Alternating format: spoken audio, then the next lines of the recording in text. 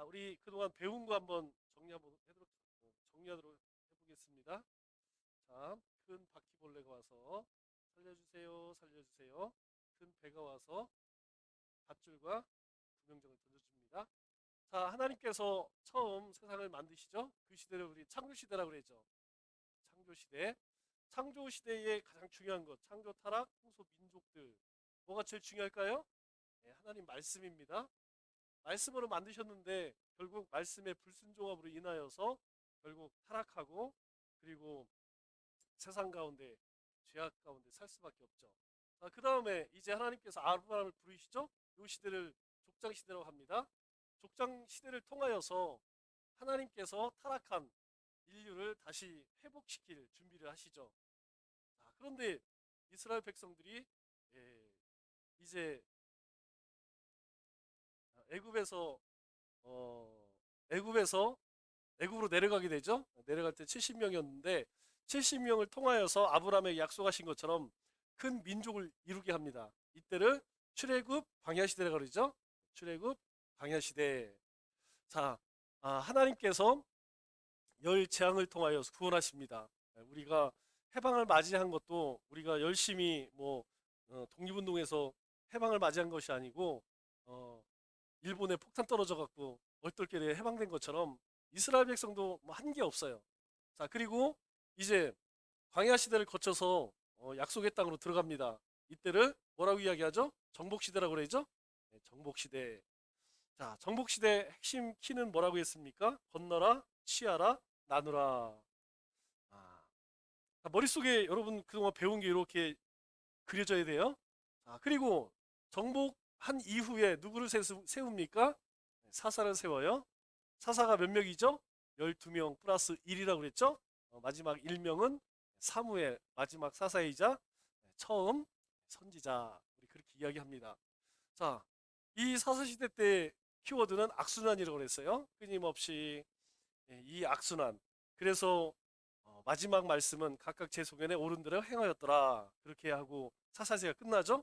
우리도 왕조. 그래서 통일한국 시대 세 명의 왕을 줍니다. 첫 번째 사울 왕, 굉장히 겸손했지만 왕 되어서 결국 하나님 말씀에 순종하지 아니함으로 망하는 인생으로 끝나게 되죠. 하나님이 세워주지만 망합니다. 이후에 다윗, 솔로몬 각각 몇 년? 40년, 40년, 40년. 그러나 이스라엘 백성들이 우리 왕 세워줘. 결국 왕 세웠으나 결국 솔로몬 시대의 번영을 유지하지 못하죠. 그래서 결국 나라가 나뉘어지죠. 분열 왕국을 맞이합니다. 자, 분열 왕국 맞이하면서 북이스라엘의 20명 왕과 남유다 19명 중에서 그렇게 하나님 앞에 충성한 왕은 불과 남유다의 8명밖에 없었다. 자, 나눠질 때에 북이스라엘은 여로보암, 남유다는 르호보암. 왜 나뉘어졌느냐? 물론 르호보암이 미숙한 것도 있지만 가장 큰 것은 이 동일왕국 시대 마지막 솔로몬 왕이 하나님의 말씀을 어기고 우상 숭배가 가장 커요. 모든 악함은 어디서 나오느냐? 결국 하나님 버리면 하나님 온전히 섬기지 못하면 뭐가 들어오느냐? 결국 이 악한 것을 섬기게 됩니다. 그건 뭐 역사나 우리 개인 신앙이나 똑같습니다. 우리가 좌로나 우로나 치우치지 않기 위해서 해야 할 일은 뭐냐? 아유, 내가 일로 가지 말지. 이거 절대 우리 힘으로 안 됩니다. 어떻게 되느냐? 주님을 바라보면 돼요. 주님을 의지하면 됩니다. 그러면 자연스럽게 좌로나 우로나 치우치지 않습니다. 그러나 우리가 주님을 바라보지 않고 내가 의롭게 살아야지, 내가 똑바로 살아야지, 안 됩니다. 우리 운전을 해보신 분들은 아시지만 속도가 빨라지면 빨라질수록 어떻게 돼요? 멀리 쳐다봐야지 눈앞에 보면 차가 왔다 갔다 합니다. 자, 분열왕국 시대 결국 어, 하나님께서 북이스라엘은 여기 아수르에 의해서 7일을 하죠. 722년에 멸망시키고 남유다는 여기 바벨론에 의해서 포로를 끌려갑니다. 586이죠. 자, 그렇게 포로를 끌려가서 몇 년? 70년, 70년 동안 하나님께서 이스라엘을 흩어버리고 포로를 끌려가게 하세요. 이유는 무엇입니까? 이유는 회개하라 아니하면 쫓겨나리라.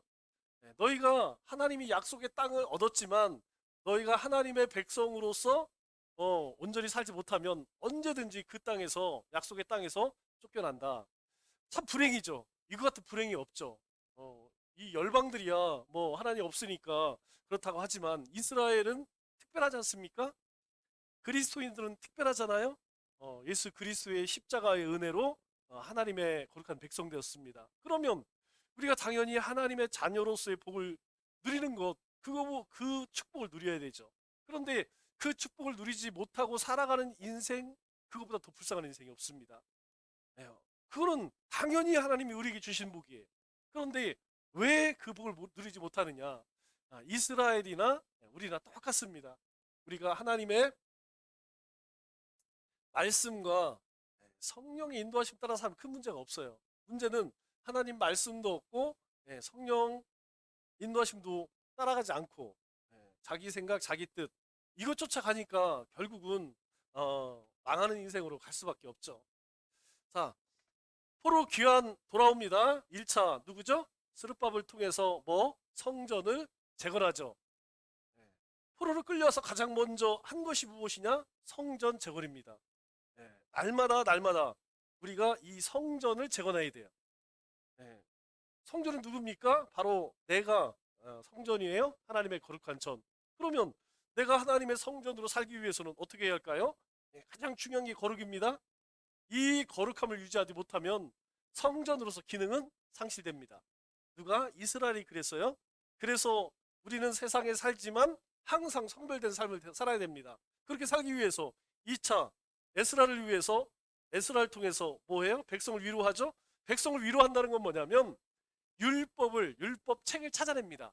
율법책을 찾아내서 이스라엘 백성들에게 그 율법책을 다 모여 읽어주니까 백성들이 막 회개를 하고 막 대부흥이 일어나죠.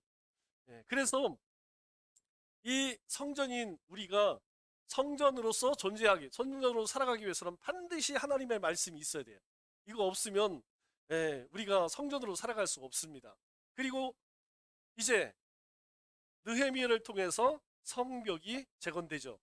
자, 이때에 하나님께서 이 시대에 분열왕국 시대에 하나님이 선지자들을 보내세요. 자, 우리 아수르에는 북이스라엘은 나나, 그리고 포로를 끌려갑니다. 다겔겔. 자, 돌아올 때에는 게나말이나 다가랴, 에돔은 오빠야, 그리고 남유다는 바카스야요. 이렇게 선지자들 보내서 17명의 선지자를 보내서 다 이야기하지만 다 안 들어. 듣는 사람 하나도 없어요. 아수르도 안 듣고 뭐 다 안 들어. 결국은 다 제 갈 길로 가서 망하게 되죠. 결국 우리가 이러한 역사를 통해서 깨닫는 게 뭐냐? 결국은 하나님이 보세요. 하나님이 약속한 대로 이루시고 사사를 보내고 왕도 세워주고 다 해. 결국은 돌아올 때도 하나님의 은혜로 다. 그러나 결국은 이스라엘 백성들이 순종을 해요, 안 해요? 순종 안 합니다. 결국 관건은 무엇이냐? 이 순종이에요, 순종. 하나님의 말씀을 쫓아 사느냐, 안 산다는 거야. 그렇게 돌아와서 100년도 안 돼서 70년, 80년 되니까 또다시 이전 자신들의 조상들이 포로로 끌려갈 때처럼 우상 섬기고 온갖 악행들을 저지릅니다. 그래서 결국은 하나님께서 지쳐버려. 400년 동안 침묵하십니다. 그런데 400년 침묵 동안에 하나님께서 놀라운 일들을 해요. 우리가 생각할 때 하나님이 침묵하시니까 하나님이 아무 말씀도 안 하신다 이렇게 생각하죠? 그러나 실상은 그렇지 않았다는 거예요. 이것은 우리가 신앙생활 가운데에 아주 중요한 포인트입니다. 왜냐하면 우리가 매일매일 우리 성경에 나오는 선지자들처럼 하나님과 그렇게 소통을 하고 맨날 들려주면 얼마나 좋아. 그런데 실상은 어때요? 그렇지 않을 때가 훨씬 많죠.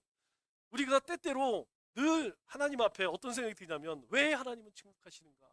왜 우리는 부흥을 안 시켜주고 왜 우리는 사람 안 보내주시고 막 이런 생각들이 기도 안 하는 사람들 모르겠지만 하는 사람들은 그런 생각 들어요. 저도 맨날 듣습니다. 하나님 이제는 우리 가운데 때도 됐지 않습니까? 이런 조급함도 생기고 답답한 마음이 생겨요. 그렇다고 해서 하나님께서 아무 일도 안 하실까요? 내가 하나님을 경험하지 못한다고 해서, 하나님이 느껴지지 않는다고 하여서, 내가 하나님의 인도하심을 내가 깨닫지 못한다고 하여서 하나님은 그냥 아무 일도 안 하시고 가만히 계실까요? 오늘 대표기도 때에 우리 세계 열방 전쟁 이런 기도를 했는데, 아니 이렇게 전쟁이 일어날 때 하나님 왜 아무 일도 안 하시고 가만히 계시는가, 이렇게 생각하시는 사람들도 있어요. 과연 그럴까요? 아니라는 겁니다. 하나님께서는 이 400년 침묵 기간 동안에도 하나님께서는 일하세요. 어떤 일을 하시느냐? 바로 이 땅에 예수님을 보내실 준비를 하세요. 하나님께서 구약에 그 많은 일들을 하셨는데 결국 이스라엘 백성들은 하나님 율법을 지키지 못해 순종하지 않아. 그래서 결국 율법이 아니라 이제 더 이상 율법이 아니라 하나님께서 작전을 어떻게 바꿔요? 은혜로 바꿉니다. 너희는 도저히 율법으로는 이제 하나님 섬길 만한 그런 순종의 믿음을 너희가 도저히 그걸 너희 힘으로 안 되니까 이제 너희는 예수님을 믿는 믿음만으로 구원을 얻게 하는 은혜의 시대를 하나님이 400년 침묵기에 준비하세요. 자, 그러면 어떤 준비를 하시느냐? 자, 우리 구약의 지도는 페르시아만, 티그리스, 유프라테스, 갈릴리, 요단강, 시내, 나일강. 자, 이렇게 되죠? 여기에다 뭐만 붙이면 된다고 그랬어요? 여기에다가 VW만 붙이면 됩니다. VW. 이건 다 아시죠? 자, 그러면 여기 지명이 어떻게 되느냐? 자, 제일 앞쪽이 로마. 자, 그 다음 가운데가 그리스. 그리고 여기는 터키. 지금 투르키예라고 하죠? 자, 터키. 이렇게 생각하시면 돼요. 구약의 지도에다가 신약은 VW만 붙이면 돼요. 그래서 로마, 그리스, 터키. 이렇게 생각하면 됩니다. 자, 여기에 이제 흑해가 있죠? 자, 이 포로를 끌려갔을 때 다니엘 때에 하나님이 환상을 보여주셔서 이스라엘을 다스렸던 바벨론이죠? 바벨론이라고 하는 나라가 엄청 제국을 이루는 나라였어요. 여기까지 이렇게 큰 제국을 이룹니다. 그런데 이 바벨론도 결국 메데 바사라고 하는 나라에게 멸망을 당하죠. 이 메데 바사는, 여기가 바벨론, 여기가 메데입니다. 그리고 우리가 잘 알고 있는 이란, 여기가 페르시아죠. 결국 메데라고 하는 나라가 일어서는 듯하나 결국은 바사에게 다 잡아먹게 되죠. 이 바사의 가장 위대한 왕 중에 한 사람이 누구냐면 바로 다리오라는 왕이에요. 다리오라는 왕이 왜 위대하냐? 이 다리오가 이 유럽을 침공을 합니다. 그때 이 유럽에서 맞서 싸운 사람이 피터 대제라는 사람이에요. 피터 대제. 피터 대제가 누구냐? 알렉산더 대왕의 아버지입니다. 알렉산더 대왕의 아버지. 자, 그때 이 유럽은 헬라 시대가 시작돼요. 헬라 시대. 우리가 흔히 이야기하는 이제 헬라 철학. 우리가 잘 알고 있죠? 그리스에서 뭐 그리스 신화 뭐 이런 거 있잖아요. 그리고 그 유명한 아리스토텔레스, 플라톤 이런 사람들이 이제 헬라 문화를, 헬라 문명을 이제, 그래서 이 그리스도 이제 이 동양을 쳐들어오죠. 그리고 이 바사의 다리오 3세 왕하고 이 피터 대제하고 오랫동안 전쟁을 벌입니다.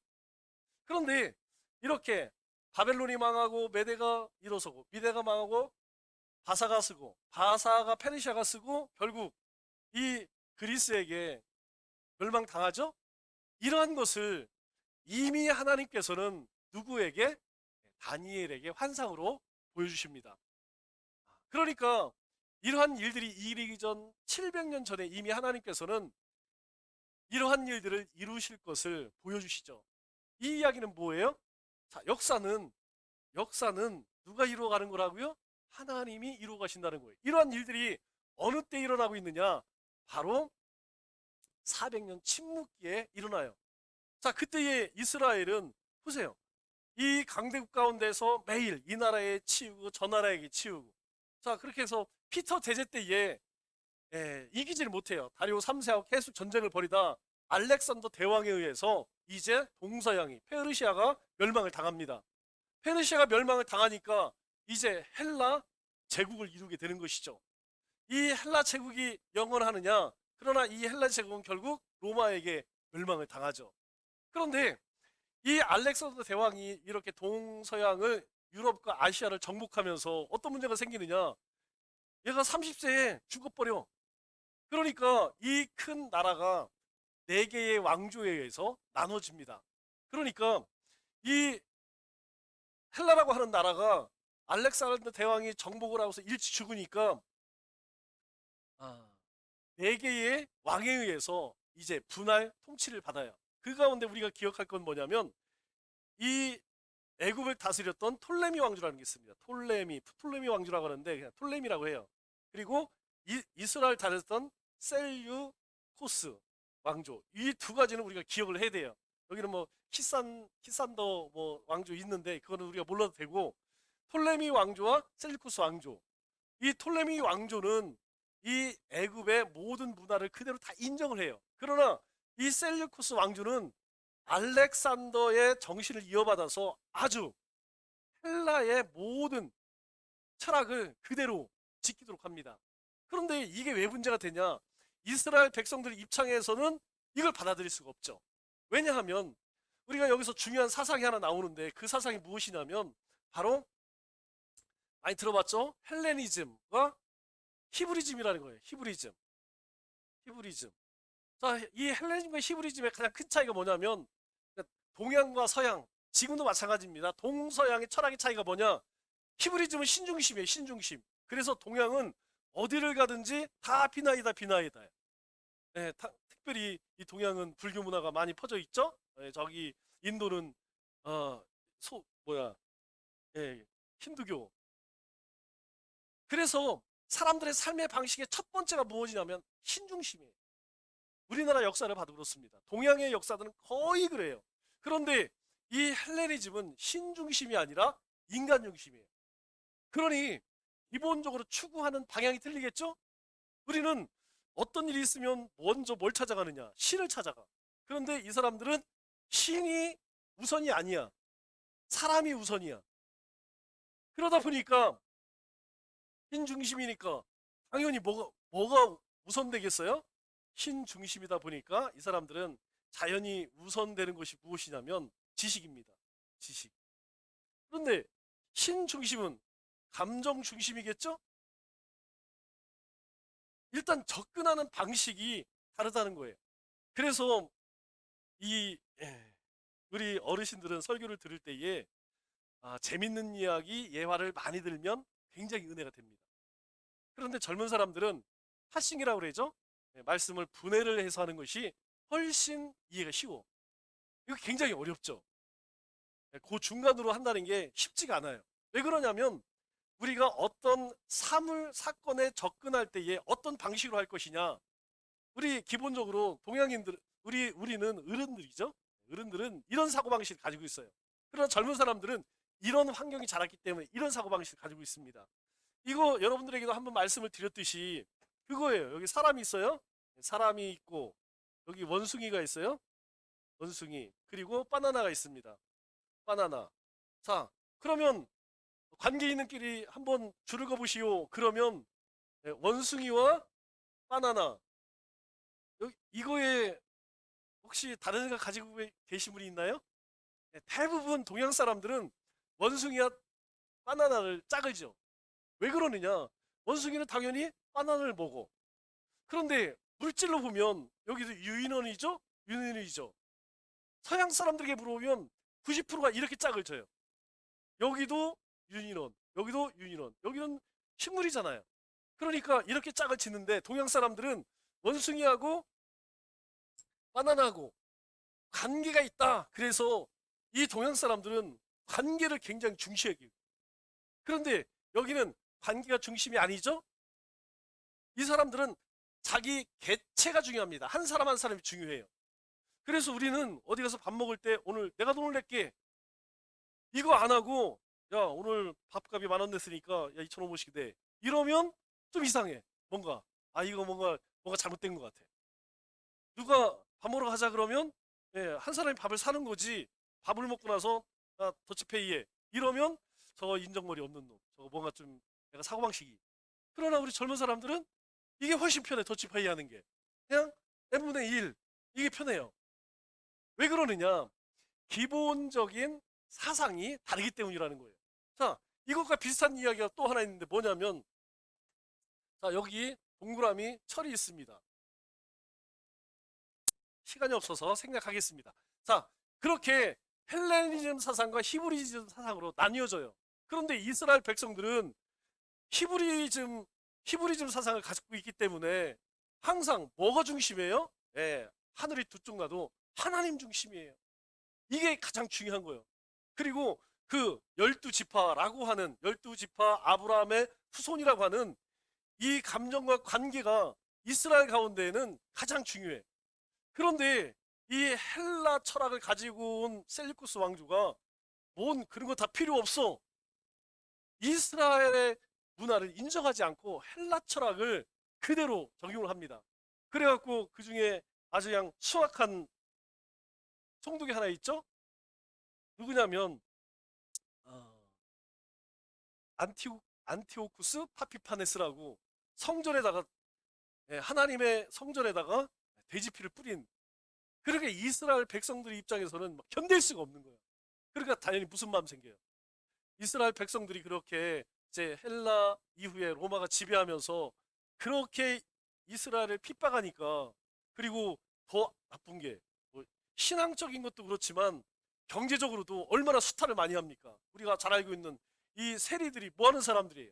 동네마다 이 세리들이 각 사람마다 다 소득, 말도 되지 않는 것. 예. 사실 우리도 지금 그렇게 하고 있어요. 예, 돈 안 내는 게 없습니다. 우리가 길을 걷든 도로 운행을 하든 먹든지 전기를 키든지 뭐 하든지 다 세금부터요. 다 세금 나갑니다. 예, 그때에도 더 해문도치 들어지 않았다는 거예요. 그러니까 이스라엘 백성들 입장에서는 경제적으로, 정치적으로, 그리고 종교적으로 핍박을 받으니까 빨리 뭐가 왔으면 좋겠어요. 메시아가 왔으면 좋겠다. 예, 그 전까지 자기들 멋대로 그렇게 살면서 아유 하나님 있으나 마나, 그들은 하나님 없어도 불편함을 전혀 느끼지 않았어요. 그런데 이렇게 압제를 당하니까 마음속에 메시아가 빨리 왔으면 좋겠어. 그때가 한 번 있었죠. 그런 때가 있었죠. 어느 때요? 자, 이스라엘 애굽에서 종살이 할 때 어떻습니까? 그냥 너무너무 힘드니까, 종살이가 힘드니까 그때 하나님 살려주세요, 그 소리가 절로 나오는 거예요. 자, 사사기 시대 하나님께서 성경에 뭐라고 기록해요? 사실은 이스라엘 백성들이 다 정복해라, 다 그냥 내쫓고 죽여라 그랬는데 안 해. 그런데 그 사람들을 남겨둡니다. 그런데 하나님께서 나중에 그 남겨둔 가나안 거민들을 통해서 이스라엘 백성들에게 고통을 주죠. 하나님께서 성경이 그렇게 이야기해요. 이들이 남겨놓은 그들을 통해서 하나님이 이스라엘을 신앙을 확인하려고 한다, 점검하려고 한다, 그렇게 말씀합니다. 그때 이스라엘 백성들이 하나님 말씀을 떠날 때에 하나님 누구를 사용하세요? 그 쫓아내지 못했던 사람들을 통해서 이스라엘로 고통을 당하게 합니다. 여러분, 우리 사사기 읽으면서 그거 느끼죠? 뭐 그냥 1년이 아니에요. 막 40년, 뭐 30년, 20년 이렇게 이 이웃 나라로부터 압제를 당하게 해요. 그때 하나같이 이스라엘 백성들이 뭐라고 합니까? 아이고 하나님 못 살겠습니다, 죽겠습니다. 지금 이 시대도 마찬가지예요. 이 시대에도 이렇게 헬라와 로마의 압제를 받으니까 아이고 우리 가운데 빨리 이전에 우리 선지자들이 이야기했던 그 메시아가 빨리 왔으면 좋겠다, 그리스도가 빨리 왔으면 좋겠다라고 하는 메시아 대망 사상이 생기는 거예요. 이것은 오늘 우리도 마찬가지입니다. 우리 삶이 점점점 힘이 들고 영적으로 우리가 힘들어지면 자연스럽게 주님 앞으로 나가게 됩니다. 거꾸로 우리의 삶이 풍요해지고 부족한 게 없어지면 점점점 하나님 앞에 가까이 가는 게 아니고 어디로 가요? 세상 쪽으로 가까이 가요. 내가 왜 그렇게 열심히 안 나고 내가 열심히 신앙생활하는데 재미가 없나 그러면 내가 지금 이쪽으로 많이 간 게 아니고 이쪽으로 좀 많이 와 있다는 거예요. 네. 자, 이게 이제 고민되는 거예요. 이게 차라리 여러 가지로 힘든 상황이 있으면 힘들어서 이렇게 중보기도 해주는데 이거 너무 풍요해서 이게 하나님 앞에 오지 않아. 그럼 뭐라고 기도해야 돼 이거? 하나님 다 뺏어가야 하나님 다 거두가서 이래야 될까? 네, 다 거두가면 옵니다. 오라고 안 해도 옵니다. 그러니까 우리가 조심해야 할 때는 뭐냐면 지금 이 시대처럼 자유롭고 평화롭고 그리고 부유한 이런 시대에 조심해야 돼요. 이런 시대에 내가 과연 어디에 서 있는가? 나는 경건 생활 오늘 고넬료와 같이 그렇게 경건한 삶을 살고 있는가? 자기가 중심 못 잡으면 한없이 떨어집니다. 여러분이 나락으로 떨어지는 건 한이 없어요. 한이 없습니다. 예. 자, 그럴 때에 또 이 400년 동안에 어떤 일이 생기느냐? 자, 그렇게 죽고 네 개의 왕조가 생기죠. 그때 우리가 잘 알고 있는 폼페이우스라는 사람이 있어요. 폼페이우스라고 하는 사람이 이제 로마의 황제가 되는데 이 폼페이우스를 누가 죽입니까? 그 유명한 줄리어스 시저. 줄리어스 시저가 폼페이를 죽이고 황제에 등극을 합니다. 로마의 이제 황제, 초대 황제죠. 예, 율리어스 줄리어스 황제가 돼요. 그런데 이 줄리어스 황제의 양아들이 하나 있죠. 그게 누굽니까? 옥타비아누스죠. 옥타비아누스 이름을 나중에 아우구스투스로 바꿉니다. 아우구스투스. 그런데 이 줄리어스 시저의 아주 충북이 누굽니까? 우리가 잘 알고 있는 브루투스라는 사람이 있죠. 이 브루투스라는 사람과 안토니우스라고 하는 두 명의 아주 충신이 있었어요. 그런데 줄리어스 시저가 옥타비아누스를 양자 삼으면서 왕위를 옥타비아누스에게 주겠다. 이러니까 이 사람들이 마음이 불편하죠? 예, 그때부터 이제 얘들 마음이 살짝 이렇게 이제 살짝 마음이 변심이 됐어. 근데 결정적인 게 무엇이냐면 줄리우스 시저가 애굽에 시차를 갑니다. 이 애굽에 시차를 가서 누구를 만나요? 그 유명한 클레오파트라. 그죠? 클레오파트라를 만나. 그런데 이 클레오파트라를 만난 줄리우스 시저가 그냥 한눈에 가버려. 이 줄리우스 저기 클레오파트라에게 반해서 클레오파트라를 아내로 삼고 약속하기를 이 클레오파트라에게 낳은 자식을 로마의 황제로 세우겠다. 후계자로 세우겠다. 그러니까 여기서 제일 이제 화나는 게 누구냐면 브루투스와 안토니우스예요. 왜냐하면 이들은 이 제국을 이루는데 1등 공신인데 지금 옥타비아누스에게 주는 것도 받아들일 수 없는데 저 이 애굽의 왕비 여왕인 클레오파트라의 자손에게 후계를 넘긴다고 하니까 그래서 결국 브루투스가 배신해서 줄리어스 시저를 죽이죠. 그런데 이 브루투스가 줄리어스를 죽이고 나니까 낙동강 알이 된 게 누구예요? 클레오파트라만 이게 낙동강 오리알이 된 거예요. 이거 끈떨어진 연대인 거 아니에요. 이거 뭐 그래서 결국 클레오파트라가 누구랑 손을 잡냐? 안토니우스하고 다시 손을 잡습니다. 야, 네가 훨씬 인물로 보나 뭘로 보나 네가 훨씬 난데 아이 브루투스 네가 꿀릴 게 뭐가 있어? 그래서 클레오파트라가 안토니우스로 연합해서 브루투스를 제거해 버립니다. 그리고 안토니우스가 로마의 황제에 오르려고 해요. 그런데 문제는 원로 대신들이 볼 때에 이제 이게 이게 죽었으면 당연히 일로 가야죠. 왜냐 여기 자식이 없으니까 옥타비아누스가 왕이 돼야죠. 근데 안토니우스가 로마의 황제에 오른다고 하니까 이 원로들이 이 옥타비아누스하고 연합해서 전쟁을 벌여요. 그래서 안토니우스 클레오파트라 연합군과 원로와 옥타비아누스 연합군이 이 로마 앞 바다에서 해전을 벌이죠. 그 해전이 그 유명한 악티움 해전입니다. 이 악티움 해전에서 결국은 옥타비아누스가 승리하게 되죠. 그래서 이 안토니우스하고 클레오파트라는 서로 배 안에서 독약 먹고 죽었다. 뭐 그런 전설이 있죠. 어쨌든 간에 패해서 이들은 죽임을 당하게 됩니다. 그리고 나서 옥타비아누스가 황제 자리에 오르면서 이름을 바꾸죠. 아우구스투스. 성경에서는 아우구스도라고 그랬죠. 이 아우구스도가 황제에 오르면서 이제 이 로마 제국 안에 다 뭐 하라고 그래요? 호적 정리해. 아, 내가 왕에 올랐으니까 이제 새롭게 좀 제국을 다스려야겠어. 그러니까 모든 사람들은 자기 고향에 가서 호적 신고해. 그럴 때에 여기 요셉과 마리아라고 하는 사람이 있죠? 네, 이 사람들이 이제 요 갈릴리에서 여기 어디예요? 베들레헴에 가서 호적 신고하죠. 호적 신고를 갔다가 마리아가 애를 낳는데 그 아기 이름이 뭐예요? 바로 예수예요.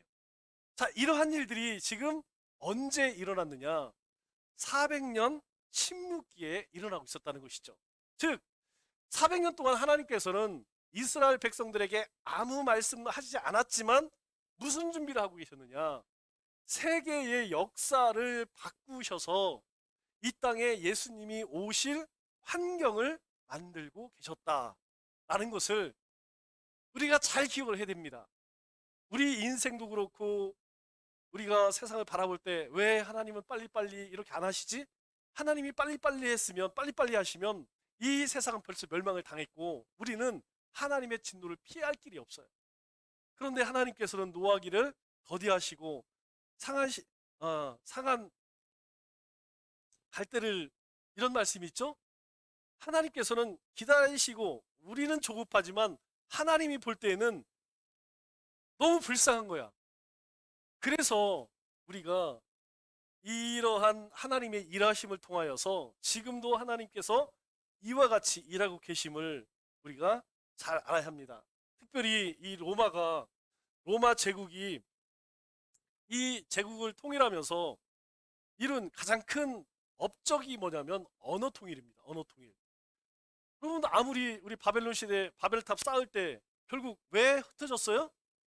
왜? 언어를 하나님께서 흩어버리니까 야 우리도 흩어지지 말고 우리도 하나님처럼 한번 높아져 보자. 우리가 얼마나 위대한지 우리가 정말 신만큼 위대한지 아닌지 우리가 한번 탑을 쌓아보자. 그때 하나님께서 보니까 아 이것들이 하는 짓이 괘씸하거든. 이러다가 또 큰일 나겠거든. 그래서 하나님께서 언어를 바꿔버려요. 그래서 흩어버립니다. 그럼 우리가 해외 나갔을 때에 뭐 가장 불편한 게 뭐예요? 여러분 해외 나가서 제일 불편한 게 돈 없는 거 아니에요? 네. 말이 돼야지. 이거 얘기를 하고 싶은데 여러분 그냥 뭐 가이드가 있어서 이렇게 다니는 건 괜찮아요. 여러분들이 만일 혼자 여행을 가거나 아니면 어디 떨어져서 혼자 이렇게 되었을 때 뭐 말이 돼야지. 말만 되면요 어디를 가든지 여행하는데 큰 문제가 없어요. 그런데 이 로마라고 하는 나라가 이제 제국을 통일하면서 가장 먼저 우리가 알고 있는 헬라어죠. 헬라어. 헬라어로 그냥 다 배워. 우리 일제시대 때 다 이름, 야, 니네 다 이름 바꿔.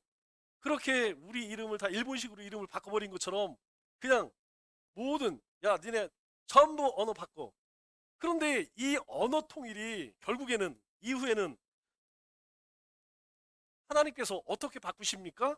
예, 언어를 통일해 놓으니까 복음 전하는데 너무 좋은 거야. 사도 바울이 헬라 교육 받았잖아요? 그러니까 어디든지 가갖고 언어가 똑같으니까 가는 곳마다 아이고 뭐 터키에 가도 사람들이 헬라어 다 알아. 뭐 마게도니아 가도 헬라어 다 알아. 아니 저기 아가야 가도 다 알아. 다 하는 거야. 두 번째로 무엇이냐면 아 행정을 통일합니다. 여러분 이 행정 통일이라는 것이 얼마나 우리나라 여권 파워가 100 우리가 2등이죠? 일본 1등이 일본입니다. 2등이 우리나라에 198개국 우리나라 여권을 가지면 비자를 안 받고 전 세계 198개국을 그냥 갈 수 있어요. 30일 동안은. 이게 예, 우리가 비자를 예전에 받으신 분들은 알 거예요. 비자가 뭐냐면 내가 당신 나라에 들어갈 테니까 허락을 해주십시오라고 하는 절차인데 예전에 우리가 미국 갈 때에 비자를 받기 위해서는 통장에 뭐 2천만 원, 뭐 보증인 이런 거 없으면요 못 갔어요. 근데 지금은 그런 거 필요 없습니다. 그냥 무비자예요. 그냥 대한민국 여권만 가지고 있으면 우리가 웬만한 국가, 뭐 북한이나 뭐 이상한 이런 나라 빼고는 저 밑에서 10개 나라, 아주 그냥 그 북한하고 친한 나라 빼고는 웬만한 나라는 다 그냥 가고 싶은 대로 가. 내가 내일 일본 가야겠다.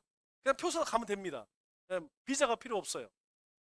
내가 내일은 저 베트남 가야겠다. 그냥 표만 끊으면 갈 수 있습니다. 버스표, 비자가 필요 없어요. 왜? 한국 사람은 어디를 가도 그 나라 가서 불법 취업하거나 나쁜 짓 안 해. 그렇게 우리나라 여권 파워가 커진 거예요. 자, 이렇게 로마라고 하는 나라가 통일해 버리니까 그렇게 행정 통일해. 그래, 신분증만 있으면, 로마 이 신분증만 있으면 이게 뭐 어디든지 갈 수 있어요. 뭐 가고 싶은 나라, 내가 이집트 가든지 뭐 어디 가든지 시리아 가든지 요르단 가든지 뭐 어디를 가든지 그냥 가고 싶은데 다 가게 되는 거야. 그리고 세 번째로는 모든 길은 어디로 통한다? 로마로 통한다. 사실 목적은 그거예요. 빨리 수탈해 가고 빨리 병력 파견하고 여기서 뭐 여기서 저기 애굽에서 쌀이 많이 나오죠. 밀이 많이 나오죠. 이거 빨리 자기네 갔다가 그리고 여기서 반란이 일어났다. 그러면 빨리 군사 보내고 그러려고 그냥 모든 제국의 길을 깔았어요. 그런데 이것이 이후에 복음을 전하는데 너무 좋은 거야. 왜냐하면 청주에서 핍박이 일어나? 그럼 길이 잘 뚫렸으니까 어디로 도망가요? 잽싸게 세종으로 도망가. 세종 가서 또 복음 전하다가 또 잡힐 것 같아? 그럼 또 잽싸게 대전으로 도망가. 왜? 길이 잘 뚫렸으니까 금방금방 도망갈 수 있어. 그렇게 이 통일시대의 언어와 행정과 길, 이것을 로마를 통하여서 이룬 가장 큰 업적인데 결국 이것으로 인하여서 복음 전하는 데에 아주 귀하게 쓰임받았다. 자, 우리 시작은 좀 빨리 하겠습니다. 이제 앞으로 3시간밖에 없으니까 오늘은 여기까지만 하겠습니다. 자, 우리가 기억할 것은 400년 침묵 기간 동안에도 하나님은 이스라엘을 위해서 일하고 계셨다. 오늘 우리의 삶에도 하나님은 침묵하시는 것 같으나 결코 하나님 그렇지 않습니다. 여러분 한 사람 한 사람 삶 속에서 우리 기준으로는 더딘 것 같지만 하나님은 여전히 일하고 계시다는 것을 꼭 기억하셨으면 좋겠습니다. 기도하겠습니다.